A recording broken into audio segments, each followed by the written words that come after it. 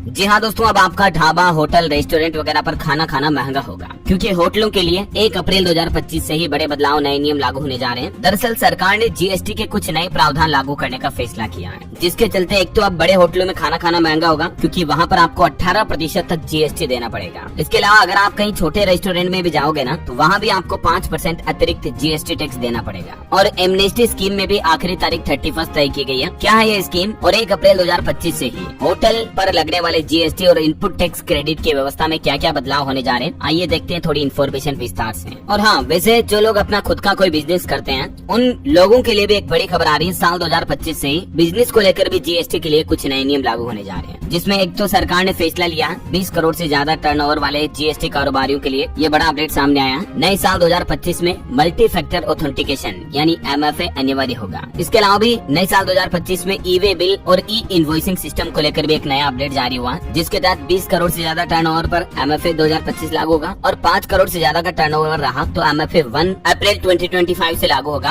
फर्जी बिलिंग को रोकने और सिक्योरिटी को चौक चबंद करने के लिए सरकार जीएसटी में ये नया नियम लागू करने जा रही है। और नए सिस्टम में चालान भी डेट के 180 दिनों के भीतर ई-वे बिल जनरेट नहीं होगा, वहीं चालान डेट के सिर्फ 360 दिनों तक ही ई-वे बिल एक्सटेंड हो सकेगा। ठीक है, तो ये तो कुछ बिजनेस ओनर्स के लिए रहे जीएसटी को लेकर रूल्स। इसके अलावा अब देखते हैं दोस्तों, जितने भी होटल्स वगैरह हैं, रेस्टोरेंट, ढाबा वगैरह, इन इंडस्ट्री के लिए भी सरकार 1 अप्रैल से जीएसटी को लेकर कुछ नए नियम लागू करने जा रही है। एक तो बड़े होटल जिनमें किसी भी रूम का तय किराया अगर 7,500 रूपए से ज्यादा है, ठीक है, तो ऐसे में वहाँ मौजूद रेस्टोरेंट पर खाना खाने पर आपको 18% जीएसटी टैक्स पे करना पड़ेगा। अगर किसी होटल में कोई भी रूम 7,500 से ज्यादा का किराया का है तो, समझ गए। और इससे छोटे वाले अन्य जितने भी होटल्स हैं, उनके रेस्टोरेंट में अगर आप खाना खाओगे तो आपको 5% जीएसटी पे करना पड़ेगा। हालांकि दोस्तों, इसमें एक प्रावधान ये भी होगा कि ऐसे होटल के रेस्टोरेंट जहाँ 18% की दर से जीएसटी लगेगा ना, उन्हें आईटीसी का लाभ भी मिलेगा। मतलब 1 अप्रैल 2025 से जो नया वित्त वर्ष शुरू होगा, ये शुरू होने से पहले ही रेस्टोरेंट भी 18% की दर से जीएसटी चुकाकर आईटी सुविधा लेने के लिए आवेदन दे सकते हैं। जो इस बेनिफिट का फायदा लेना चाहते हैं, उनके लिए जीएसटीएन पोर्टल पर फिलहाल एप्लीकेशन भी शुरू हो चुकी है। अब ये आईटीसी की बेनिफिट सुविधा क्या है, इस बाबत जानकारी भी आप देख लीजिएगा। अब यहाँ पर 2 और पॉइंट है दोस्तों। एक तो वाउचर पर जीएसटी नहीं लगेगा, इससे हुए व्यवहार को सप्लाई नहीं माना जाएगा। जो बड़े टैक्स पेयर्स हैं, जिनका टर्नओवर 5 करोड़ से ज्यादा है, उन्हें साल के अंत में GSTR-9 में एनुअल रिटर्न के अलावा GSTR-9C रिकंसिलिएशन स्टेटमेंट भी फाइल करना है। सरकार ने एक स्पष्टीकरण जारी किया, जिसके माध्यम से अब गवर्नमेंट ये स्पष्ट करेगी कि GSTR-9C फाइल न करने पर लेट फीस भी लगेगी। और अभी इसके लिए लास्ट डेट 31 मार्च 2025 तय की गई है। ठीक है,